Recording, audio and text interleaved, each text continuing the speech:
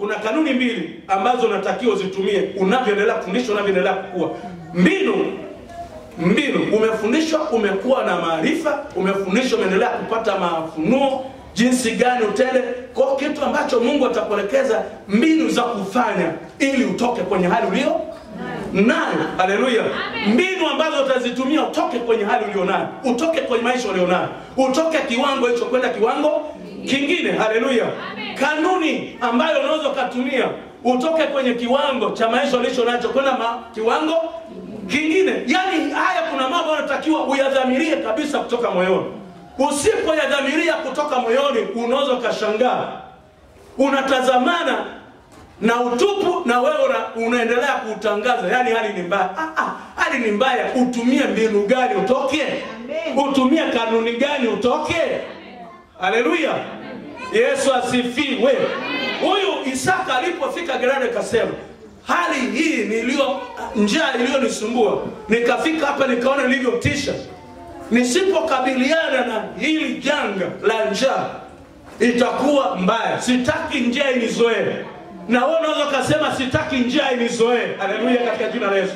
Unaweza kaishiwa mwaka huu na ukatangaza kwamba sitaki kuwa mtu wa kuishiwa chakula. Amen. Unaweza kutangaza sitaki kuwa mtu wa kuishiwa chakula. Amen. Na hapo mbinu gani utumie usiwe mtu wa kuishiwa chakula?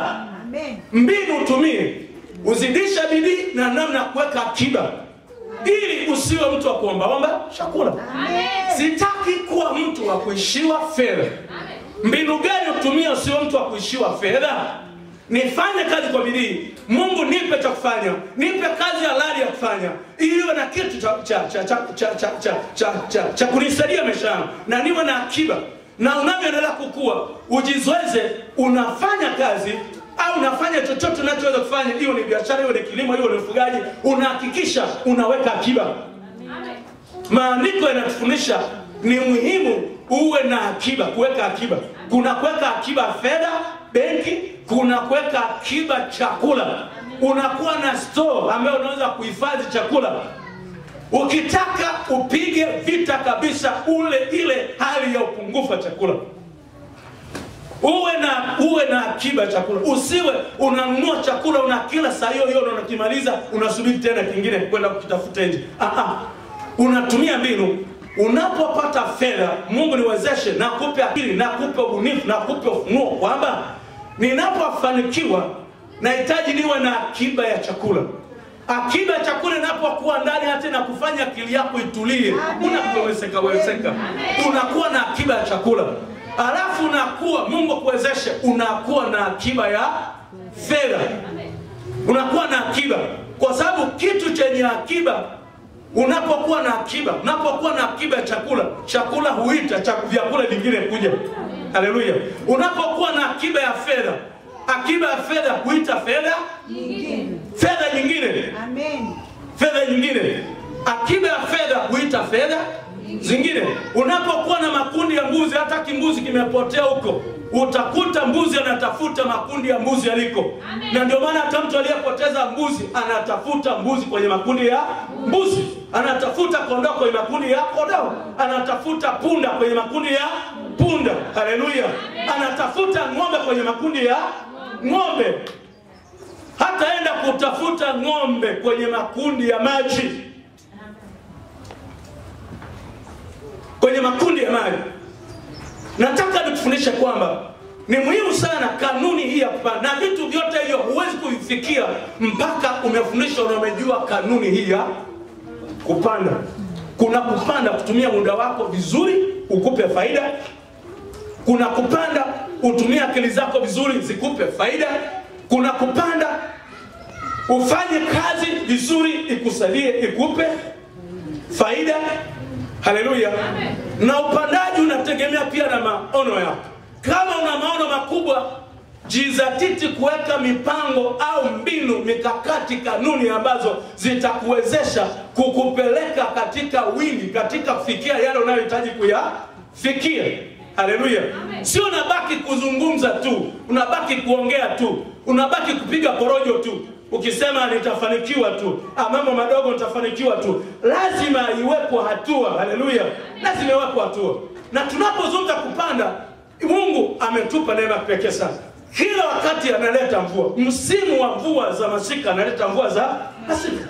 Kwa hiyo mtu anatakiwa hapa ajue kwamba mvua zinaponyesha anatakiwa tembea katika kanuni ya kupanda mbegu. Haleluya. Kama ni alizeti, kama ni mahindi, kama ni choroko, kama ni bazi, panda mbegu zako uweze kuvuna. Haleluya. Na uhakikisha unaenda vizuri kwa msimu. Upande na unajua ni wakati wa kupanda, ni wakati wa palizi, mpaka wakati wa kuvuna. Hayo yote mtu anatakiwa ajue. Tunapoenda katika vipindi vya mvua za vuli, Mungu anasema atakujalia mvua za vuli.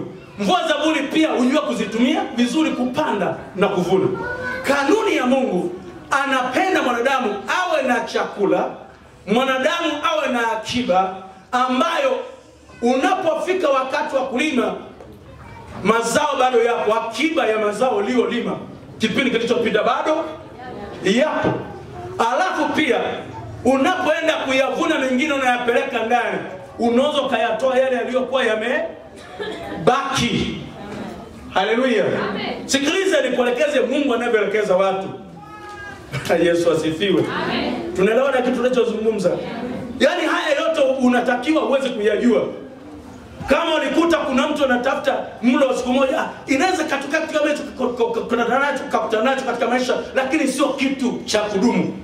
Ukabiliane nacho na ukipige vita, isiwe ni kitu cha kudumu. Unasubiri ufanye kazi upate mlo wa kula leo. Hiyo kataa katika jina la Yesu aliye Bwana. Nahitaji nifanye kazi niwe na akiba ya fedha, nifanye kazi kwa bidii niwe na akiba ya chakula, nifanye kazi kwa bidii niwe na akiba ya mavazi. Haleluya. Yaani unajitahidi, unaweka mikakati hiyo na unaishi katika kanuni hiyo na utaweza. Kwa sababu mambo yote mwanadamu anaweza kuyasimamia anapoyaelewa. Unapofundishwa umeshaelewa, ufahamu wako umeshajua. Amen. Umeshaelewa. Na bado unaweza ukaamua kujikwamua wewe mwenyewe.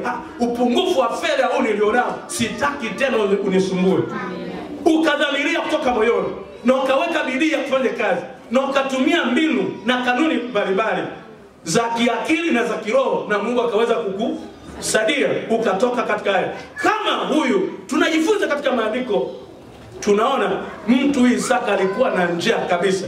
Mtu ameenda kuomba chakula, lakini kilichomsaidia ni maarifa aliyo nayo, ufunuo alio nao. Kaambiwa hapa, rafiki yangu, hii njaa umeona ilivyo kusukasuka, usipokabiliana nayo vizuri itakuzoea. Itakuzoea. Usipokabiliana nayo vizuri itakuzoea kwenye familia yako, itakuzoea katika maisha yako. Kwa hiyo ninatangaza katika jina la Yesu aliye Bwana, njaa natangaza marufuku. Amen. Ndipo sasa mwanaume akachukua jembe na mke wake kaingia shamba. Mbegu alizopewa akazipeleka kuzipanda. Kwa hiyo angalia, usije ukala mbegu. Usije ukala mbegu. Usisubiri mpaka balozi serikali ikutangazie, mkuu wa wilaya akutangazie, mkuu wa nchi akutangazie kwamba angalieni msiuze mazao. Kwani wewe huna akili? Amen. Una akili? Unatakiwa ujue chakula unatakiwa unacho. Unapolima, unapovuna, akiba uwe nayo. Yaani ile akiba ya chakula ambayo iko ndani ikutwe na chakula kingine unacho kivuna. Haleluya. Unacho kivuna. Yaani jizoeze haya, toka kwenye hali ya kuchanganyikiwa, toka kwenye hali ya kutoelewa. Amen. Unaweza kawa na akiba ya chakula, na ameagiza tunaweza kutunza chakula mpaka tukatumia akiba ambayo tulikuwa nayo, hata tunakuja kuvuna, tunapoingiza ndani tunayatoa yale ambayo tulikuwa nayo, bado ni akiba. Haleluya. Hiyo unaweza, kwa sababu unapoeleweshwa unaweza. Alafu huyu Isaka akafanikiwa, akavuna magunia 100. Alipovuna vipimo 100, kama ni magunia 100 au kama ilikuwa ni tani 100, kama ilikuwa ni panda tani 1 akapanda tani 100. Hasa Biblia ikasema kwamba Isaka huyo kaja akafanikiwa sana, mpaka akasema mwaka unaokuja kama kipimo kimoja kimeleta 100, mwaka unaokuja akajipanga, nataka nipate watumishi, nipake watu wa vibarua ambao tutafanya kazi pamoja nao. Akawatumia wale vijana wa Gerari, wale aliowakuta pale, unaweza ukaishi, Mungu akakupa ufunuo, akakupa maarifa, akakupa mbinu, ukatumia kanuni hii, ukakuta ukafanikiwa vizuri kabisa.